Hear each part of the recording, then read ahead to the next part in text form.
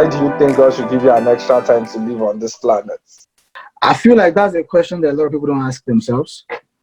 We kind of get carried away with, the whole hustle and bustle of life, the vicissitudes of life, and just the general, ecosystem we're in, and we don't think of that question. And I feel like it's something that everybody, regardless of your religion, should really ponder about. So why are you on earth? Like, that's an extension to that question, by the way.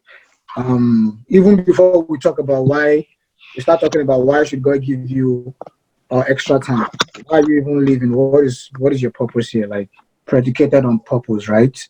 And Yeah, more look at somebody Why like should Jesus God give Christ. you an extra time? You get? I mean, do you even need it? I mean, that question. Most people think the answer to that question is God should give me an extra time if I'm to fulfill purpose, but not necessarily. Jesus Christ died when he was 33 years old, right? Yeah. That's considered to be a very young man by any standard. For whether you're seeing it from the perspective of this generation or that generation, a 33-year-old man who died. Yeah, so anybody who dies at the age of 33 is considered to be young. Now the question is, and there are people who have lived up to 100 years who literally just lived very selfish lives, did not really, I mean, there's really nothing to their name, so to speak. Or there might even be something to their name, but is it what God called them to do here? So I think the actual question is, the real question in sense is, whatever period you're using on earth, right?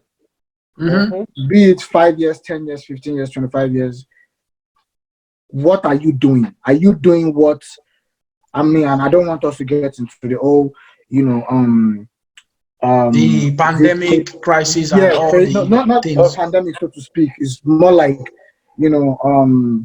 is it theism, philosophy, where people talk about, agnostics, what's the other one? People who don't know whether to believe. Atheist and whatnot, like philosophy. But let's just assume that we're all on a common ground. We all believe there's a supreme being, regardless of whether you're a Christian or a Muslim, right? Obviously, I'm going to, approach this from the perspective of a Christian. But what are you doing here? Are you just here on earth to make money, to just get married and whatnot? And recently, I've been asking myself that question. I'm not a very young guy, compared to a lot of my, if you compare my age to my followers and whatnot, I know a lot of them are in their early 20s, some of them are like teenagers. And I feel like the older you get, the more that question starts to ring, the louder it rings in your spirit, in your soul. And I was asking myself, okay, I don't really want to talk about myself, but it's, just to drive in the point, I think this is one of the best ways I could do it. Got my bachelor's, came over to the United States, got my master's. Now I'm in a PhD program, in a very good school. I'm like, okay, so when I get the PhD, what else? Probably maybe get a postdoc or become a university professor. Okay, what else? I'm married with kids. What else? What is it? What is that? It's okay. I mean, I'm not the first, I'm not the last. What is it, that I'm doing here? Is that why God sent me on earth? Let me go first and I will just speak from where you stopped. First thing you should understand is we talked about the fundamental thing, which is purpose. Mm-hmm. Yeah. The truth of the matter is, many people on earth right now, they don't know the exact purpose yet. And for some people, it takes a longer time for them to get what their purpose is. Now, for instance, if you take a cue from Jesus Christ, he knew that right from time, even before he was born, he knew what he was coming for. So in his own place, his own was settled. So if you take it from that angle, we'll see that Jesus came into this earth for a singular purpose, and he knew when the time was right for that purpose. Right. So that was why, at the age of 30, when he began what he began, he knew that he had started. And then going on and progressing, various times they tried to stop him or to end it. Every time it happened, it will come to a statement of saying, it is not my time. Are we together? So it's something that comes to us to understand that look, when you know what your purpose is, you work towards it. Just like if you're in school and while we were all doing our bachelors, we knew that okay, it's a 4 year course, and if everything goes according to how it should go, it's supposed to end after 4 years. Now some complications happen and then some things come up. But that doesn't change the fact that you know what you want to get. You know the certificate you came there for. So that was why your timing was known. So if you're staying beyond the time you were supposed to stay, you start to see it as you're actually going beyond what to say. Extra year is not something that people are excited about because your purpose for being in school for a bachelor's was for a specific period. So if we now come to our generation right now and as we are, many people with knowledge and with growth begin to discover new things about themselves. I can bet it. Dosh as a person, as at 10 years ago, never thought he was going to do a PhD. Yeah. I can say that again. For many of us, PhD was not in view. But as we was progressing, we discovered that, wow, there's something new I need to know. Yeah. So it's a step of moving towards. So for each person, each step you take, you discover something new, you discover a new possibility. For me as a person, I never had it in mind to come for a master's. That was not even in the plan. The plan was just once you're done with your bachelor's, go certification crazy and never think of even further studies. But I came to understand that no, for me to achieve what I really want to achieve in my life, I need to study more. Certifications are good, yeah, they are okay, but there's an advantage understanding the theory behind the certification will do for you. So I'm going to take us to the Bible, and I want to refer to the basic example of somebody that got an extra time based on the request, and that is Ezekiel from the book of 2 Kings chapter 20. Now, one thing about Ezekiel was Ezekiel had done various things for God, and then when it was time for him to go, he had to turn to God and negotiate. If that's the right way to do it anyway. That I've done all these things, I've built the temple, I've taken out all the idols. Why should I go now? Now, he was able to present a reason for him to stay further. And that was why God gave him the extra 15 years that he got. Even though to some scholars, they believe the extra 15 years he got was a disaster to Israel and everything. And what he did between the 15 years was what caused Israel to trouble that they eventually got around that period. But it's a thing of he knew what his purpose was, and his purpose at that time was to do the will of God. As a king, you are supposed to also stand as a priest. He knew that, and that was what he did. So, which was a reason for him to then die before God to say, I don't want to die now. I need extra time for me to continue this work which I've started. And God granted it. So I believe once you understand what you're supposed to do and you're doing it, you also will want to continue living. Most people that commit suicide are those who don't know where they came, what they're doing, or maybe they just get confused on what to do next, even if they've achieved something.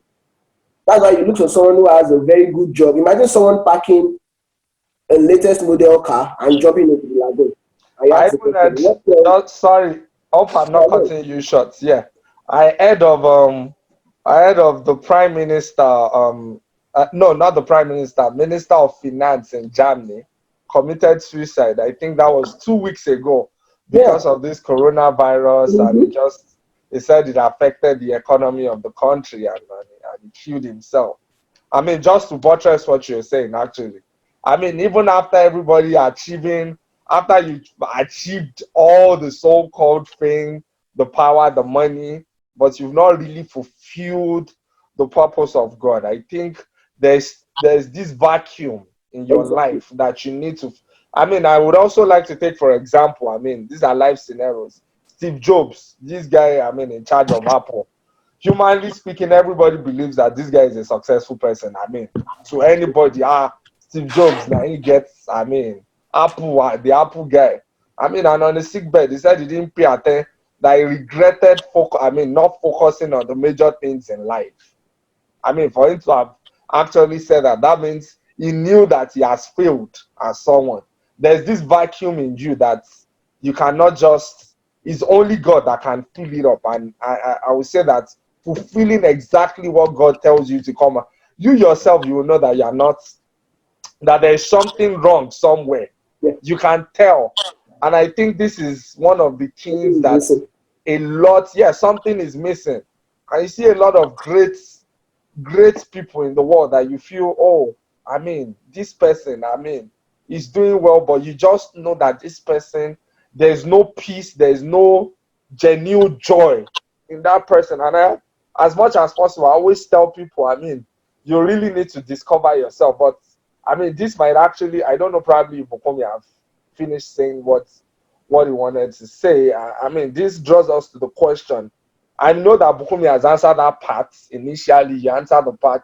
How do you think we can actually know our purpose in life? How do you think? I mean, it's a great question, because I feel that a lot of people don't even know what they have been called to do. So they just keep wandering up and down, trying to satisfy themselves. Look at what Dosh said initially. He said, oh, okay, after I finish my PhD, I go for my postdoc and marry. I mean, is that the reason why God actually created me? To come and do postdoc, PhD, I mean, is that why get God all the created things you? that you want to do on this planet? Do you actually feel that was the reason why God actually created me? So I should just come and get degrees, get money for myself, have beautiful cars, beautiful children, And wonderful family, and die. And probably, and die at the age of 100, which I think if you live 100 at this dispensation, you have truly, really, genuinely lived very long, and you're okay. And you have the best cars, you have money, you are very comfortable, that you even very, very comfortable. You can go for vacation anytime you want to go for vacation. Is that the reason why God just created us? I mean, just a question I would like to throw open to. That I think Boyega should I mean, if you before we try to probably address the question Demola just tried to rephrase from Bukunmi's explanation. I'm trying to rephrase the question in such a way that it becomes very personal to us and personal to people, in the sense that, I mean, why should you not die today? I mean, why should you wake up alive tomorrow? Yeah, what are you scared of? Why are you scared of dying? Yeah. Why are you scared? Why shouldn't you die tomorrow? What is it? I mean, sorry, Greg, let me just chime in real quick. Yeah. I was having a conversation with a friend of mine, and I said, and it was just in the line of people who claim they don't believe in God, which I don't believe is true anyways. That's probably a conversation for another day. You can read Romans 1, I think 20 something to the end, and then you can have like a little clue of what I'm talking about. Anyways, I'm like, if you truly believe there's no God, honestly, the most pragmatic decision to make will be to put a bullet in your head and just die. There's no reason why anybody should be on earth going through the suffering, watching your loved ones die, failing. Why? Just end it all. You see, but a lot of people who claim to be atheists, they don't do that, because deep down in their very core, in their very being, they know that they were created for a higher purpose.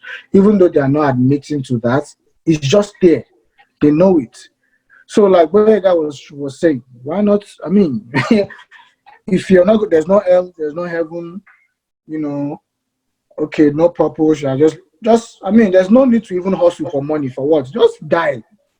I want to remind you guys that Abraham Lincoln, who was like, I don't know what position it was, but it was one of the early presidents of the United States, probably the most famous, most popular one. He died. He's been dead for over 100 years now, and he's still dead. And I'm pretty sure at a point in time in his life, he was, in our age group, also, chopping it up with his friends and all that. He's dead, and he's still dead. So what is it about life that we hold on to it so much as if it's not going to end. I was checking the internet the other day, and I'm like, I was just trying to look for the ratio of the dead to the living, and it's probably like over like 10 times over. Like, yeah, like maybe over 100 billion people have lived on this earth, literally. So there are more people who have died than are living right now. We act as if this phase is not going to end. This is literally like somebody who's gone on a vacation, you know, for 2 weeks and then going back to his home. I mean, it's shorter than that. So what is it about it? Why do we hold on to it so much? Bega, you can continue. Sorry to cut you off. Yeah, sure.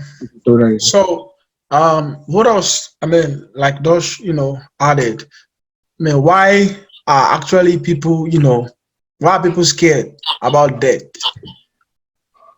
Why should you not just die like now? Why should you see the next minute? And, you know, that will lead me to, you know, trying to, you know, come across from Demola's question. You know, why do you actually look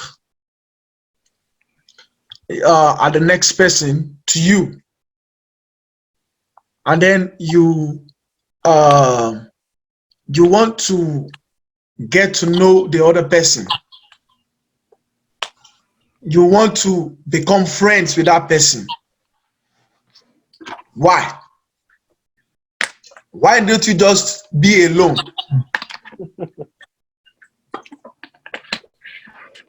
The other part is, I mean, why are you trying to make money?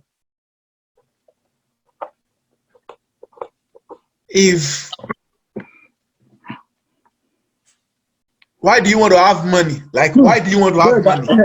That question of why do you want to have money is, I mean, I think it's two-faceted, right? Meaning, why do you want to have money for survival, or why do you want to have extra? That's where I'm going. Why do you want to have money? Like money in terms of, you know, being famous. Okay, like, yeah. So let me set an example of, you know, someone like Aliko Dangote. Why do you want to have money like Dangote? In fact, I think people can. Sorry, we're even taking it too fast. Why do you even want to have money to survive? You are hustling on earth to survive for a very limited time that is less than, I mean, compared to eternity, right?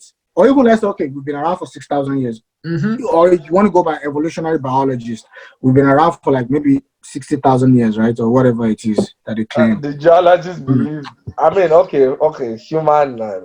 Yeah, the geologists believe that this Earth is like 4-point-something billion years old. Yeah, but I'm talking about like the human race, like almost. Okay, the human race, yeah, okay, 6,000. So even if you want to go by that, compare God grants you long life, your 100 years to 6,000.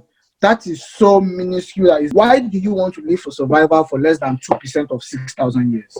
That is so little, right? Yeah. I mean, if there's really no reason, if there's no purpose, there's no God, the best thing to do is going to be to just, you know, take your life. Yeah, now, I'm not advocating for suicide or whatever, right? Yeah. But I'm just trying to make people realize that there is a higher. We instinctively know. People who claim to belong to certain, you know, ideologies like that are, you know, anti, you know, theism, you know, atheists, agnostics, so the likes, right? They don't truly be. I mean, I don't want to get into that argument because it's very philosophical and whatever. But what I believe is, I don't believe they truly believe that. Because if you truly believe that, you don't need to hustle for survival, right? Just go. People would want to make the argument of, oh, but relationships. Why should relationships matter? If you actually believe in evolution, you know why? I mean, like one of my friends in Georgia, and I have to give him credit for this. His name is Tom Wabifine, and this is one of the arguments he makes. You know, like he posits to counter, you know, atheists or whatever. He said, if you can take consciousness, right, isolate it and put it in a test tube, right, then we can start talking about, you know, there's no God and whatever. But you can't do that. I mean, it's a very deep, you know, line of thought, you know. So, because if you don't believe there's a God or whatever, how in the world do you even trust your own, your own actions? That means there's no right and wrong. Why should you tell me that I shouldn't be able to kill somebody? By what standard is that? Yeah. You see, instinctively, we know there's a higher purpose here. And again, I don't want it to seem like, we are forcing our ideas down people's throats. I want it to be more open-ended, Yeah, that's why I'm not even quoting scripture. Yeah, but of course, my thought process is coming from my belief system. And this is, let me just quickly say this so that others can give their own. So I mean, there is something that I believe that every one of us we have that drives us. There's something that actually moves you to want to actually be a friend to somebody. There is this void that you don't want to be alone, that you want to connect with other people. Right. Now, the question is, where did it come from? Someone must have put it there, like, it doesn't just happen. Why are you trying to make ends meet? Why are you trying to make money? Why do you want to eat? When you came to the world, if there was nothing like, driving, like, when the moment you started to know your right from your left, let's assume that, our parents made us to, take breast milk and then they forced food in your mouth. But at that point that probably maybe when you, like 5, 6, you could choose not to eat and then, run away from the house or something. Why didn't you just run away and go and kill yourself? But there was something that when you started to come to that awareness, like, you started to see a reason why you yourself, you should eat, why you should go to school. At some point, you started to see reason why you want to do this, why you want to do that. So there is something that is actually, driving everybody. Which means that someone has put something there. Now, the question which now takes me back to our discussion is, that means that the person that put something there has put it there for a reason. So when we're trying to trying to make ends meet, you're trying to connect with people, there's a reason why someone has put it there. And so if you don't find that reason, that means you are useless. So you should leave this world. There's no point, because everybody can go and make money like you. Everybody can, try to be friends with everybody.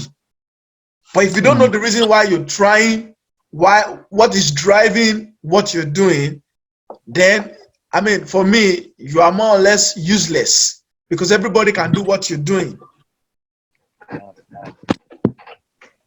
So, I think, so, that would help us now to address, if we all see, like, okay, someone put something in us that is driving us towards what we do in life, then you want to try and know who that person is and why did he put it there. Okay, I would like to come from this, school of thought that probably an atheist might want to use to floor that argument, and can say that due to the way the society is structured, that anybody that is born tends to follow the way the society moves, and can just say, oh, the reason why I'm going to school is because, oh, society makes me to go to school. That's what more than 50% of the population is doing. That's why if you go to a place where they are not educated, but actually when you grow up you don't want to become educated. If you go to somewhere where everybody is not doing this, when you grow up, you tend not to do what they are doing. But if you're in a society or a community where they are doing one particular thing, you end up, and I would say that, just like Dosh too, he grew up in an academic environment. Is that as a PhD? That is a lecturer. Every single one of us, yeah. Yeah. Yeah, I'm just saying, yeah, every single one of us, yeah, we grew up in an academic environment. And so, virtually, that's the reason why we are here. So that's like the drive that is driving us to have, oh, we had a master's degree, we are having a master's PhD, and that's the drive. Which, I mean, I'm just coming from that school of thought. Not that I believe in it. Yeah. So, I mean, just to give you another perspective from where you're coming from. Yes. The question is, why didn't everybody grow up in an academic environment? Well, that's chance. That's what some people will call chance. That everybody is not going to grow up in the same environment. No, but I think the guy is actually making a very, very deep point that you might actually overlook if you don't really pay attention to it. Okay. What he's trying to say, correct me if I'm wrong, is yes, we all know that our environment shape they have a huge part to play in what we turn out to be. However, what if that thing you turn out to be, right? Some people had to make that decision, and that is why a lot of us, we are Yoruba guys here. Unfortunately, sorry if you don't know what Yoruba means. It's a tribe in Nigeria, where the men don't cheat and all that. So anyways, a lot of us here, our parents during their generation, right? They came from like large families. So you have like somebody like their parents had like their pops had like multiple wives, ended up having like 7, 11 children, and you find out that amongst all these children, maybe 1 or 2 are the ones who turned out to be who made something out of their lives. Why is that? And they had the same opportunity, but some of them just decide. So that is not exactly chance in the actual sense. There was something in those outliers that drove them to make something out of their lives. And now we are a product of that, right? We are beneficiaries of the decisions they make.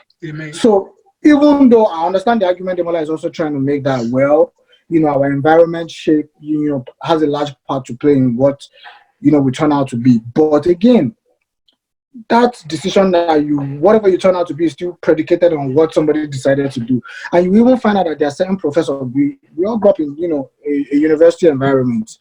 We know some distinguished professors there that their children did not, up to date, your children don't have degrees, just they don't have bachelors. That professor, I don't know if we know of any case of that professor, one professor that the kid, I don't know if you guys know, but we know, I'm pretty sure we know at least the dad professor child just decided to do something not necessarily bad, not necessarily terrible, maybe went into acting or music or whatever it is. So people still have that choice, regardless of the fact that our environment has a large part to play. People still make that, they still have that choice to make. And what is driving that? And I think that's a very deep argument that Boyega is actually making, So yeah, Boyega, you can continue. Yeah. So that's exactly where I'm going to. So there is something that is, actually driving everybody, irrespective of where you find yourself. At the end of the day, there is this, there is this personal, I'm trying not to use the word desire, but something that is more deep from you, that is tending towards something. Now, for instance, you have a family of 7 children, father farmer, mother farmer, and there comes this one kid who just decides that he's not going to end up a farmer like his father. And then he doesn't care how it's going to happen. He finds his way to school. And everybody's like, oh, your parents never went to school. I'm painting, real life scenarios, but I'm just making it look like, some kind of 7 children, but somebody decides that I'm not just going to end up like a farmer.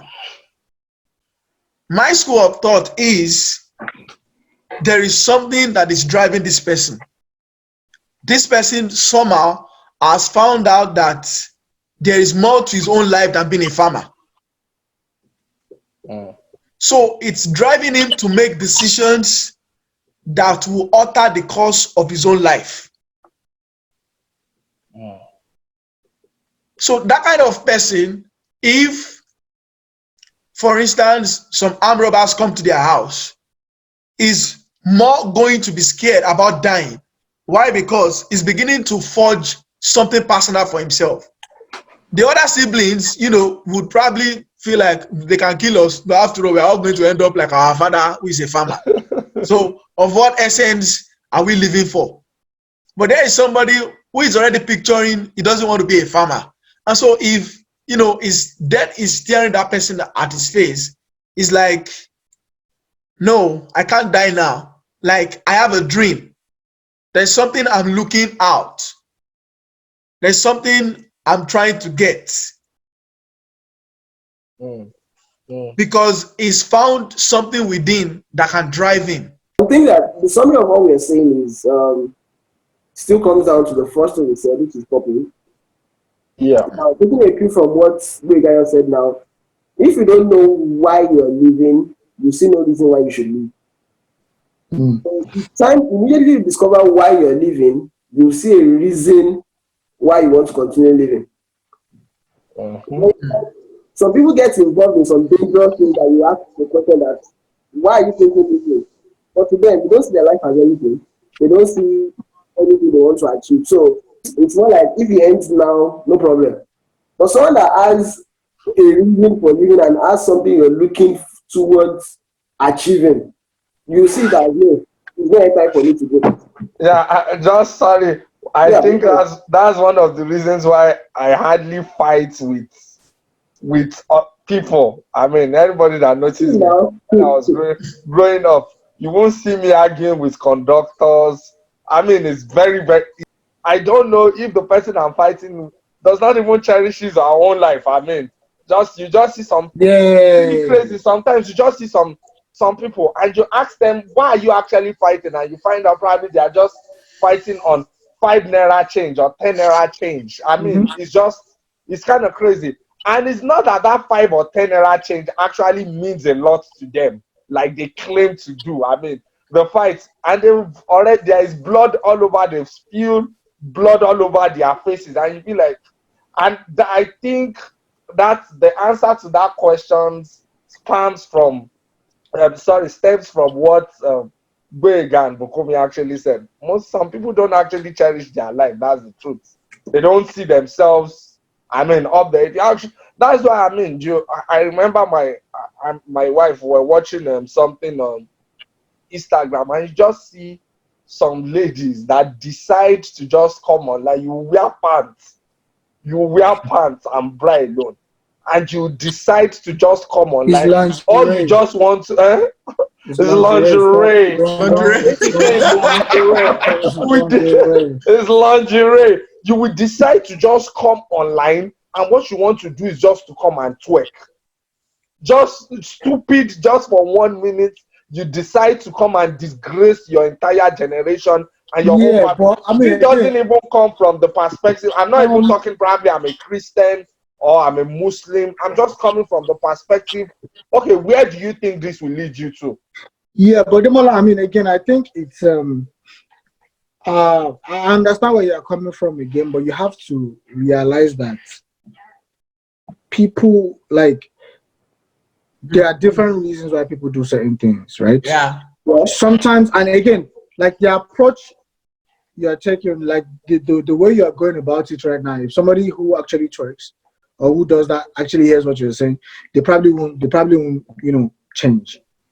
You know why? No. Because I'm not. This one is not actually a preaching. I know, and you're very correct. It seems like it makes absolutely no sense why you would come on the internet and just be twerking for no reason, right? But you have to understand that, one, some people, they have deep-seated insecurities, right? They've never really had this much attention in their lives.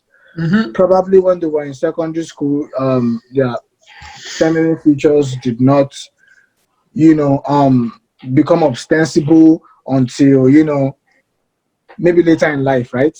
And then due to that, they were subject to some sort of ridicule and whatnot. And now that they are like maybe in their early 20s and they're getting the attention, especially during this age of social media, they really like it. It's almost like they're making up for that vacuum, so to speak, back then. So I think that you have to address it and let them see that, look, what you are doing is not really what you want to do. Some of them I'm actually telling you that a lot of them are actually not, they don't sleep around. It's just that sliding in some of those girls' DMs, they might not even respond to you, or they will give you real ella. Secondly, some of them might be doing, and I'm not justifying it. I wish I can do that. Yeah, some of them, I mean, you are a married man, don't try it.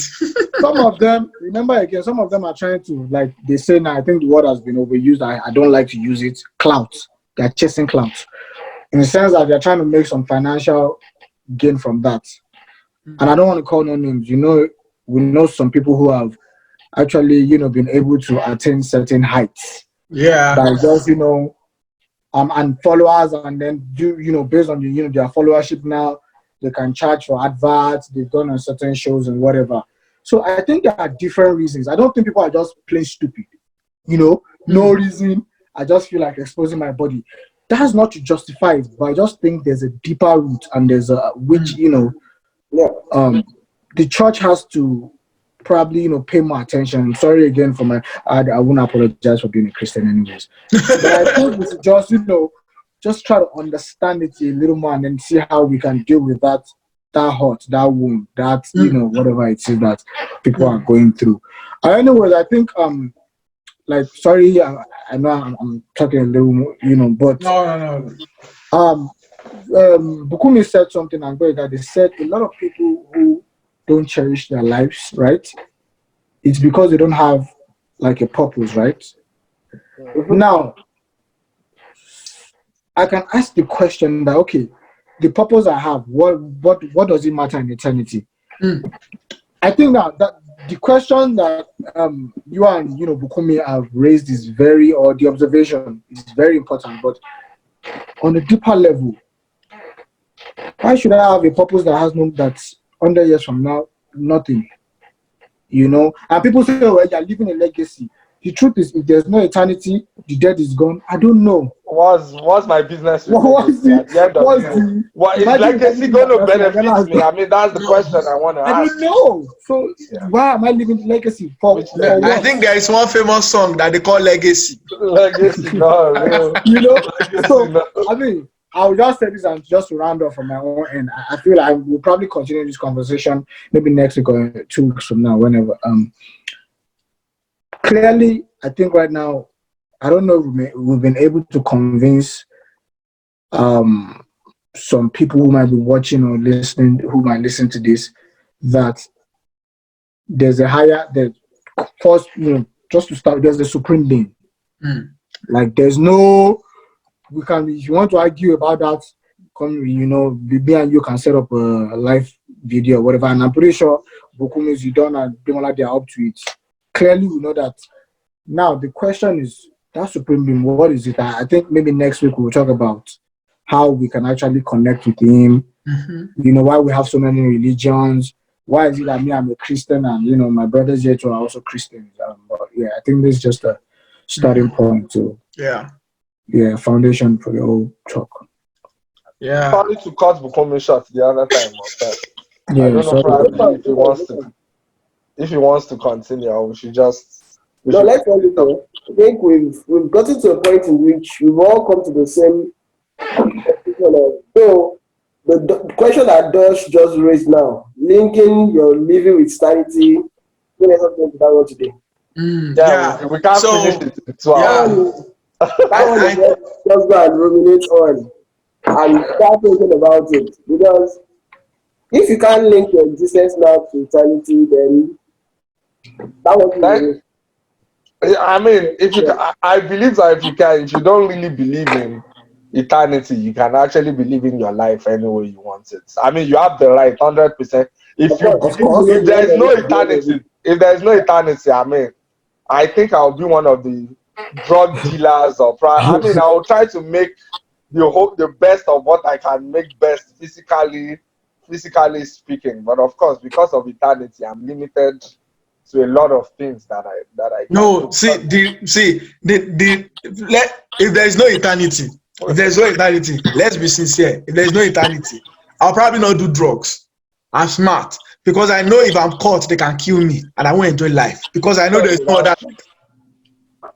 Or it doesn't mean that I'm not going to be doing some really fraudulent things. I will do things that I will be so under G that before you things like doing Yahoo, and I'll be super smart about it. that I won't even flaunt my money in front of any police officer so that you will not know that I'm doing Yahoo. I go get money. You understand? I won't do things that if somebody catch me, they will kill me tomorrow. And then life don't end. I can almost sense some, moralist going, how can you say that? Are you not saying that your morality is only predicated on your knowledge of a supreme being? Look, ask a lion that same question.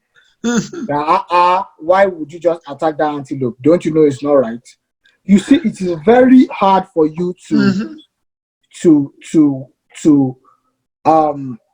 calibrate a moral compass when nobody believes in God. Yeah. By whose standard are you judging me? I mean, who are you to tell me that I don't have the right to kill somebody? Why? The same way you cannot tell the monkey, stop that. That's not right. Why? That's true. The same way you can't stop a lion from. You can't tell a lion, don't you know that's not right now? So I feel like we're in the same category. Why are you eating the antelope? Yeah. Anyways, it's just Yeah, I think we've laid a good foundation to be able to connect the things that we have discussed with, how we can now link this with the purpose of God.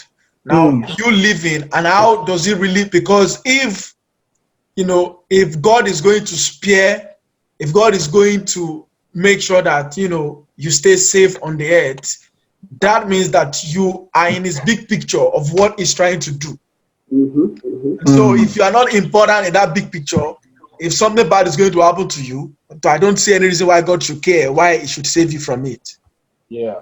I mean that's a big topic, like Bukomi said. Probably we'll dissect that the next time we meet. Thank you very much, guys, for this wonderful conversation.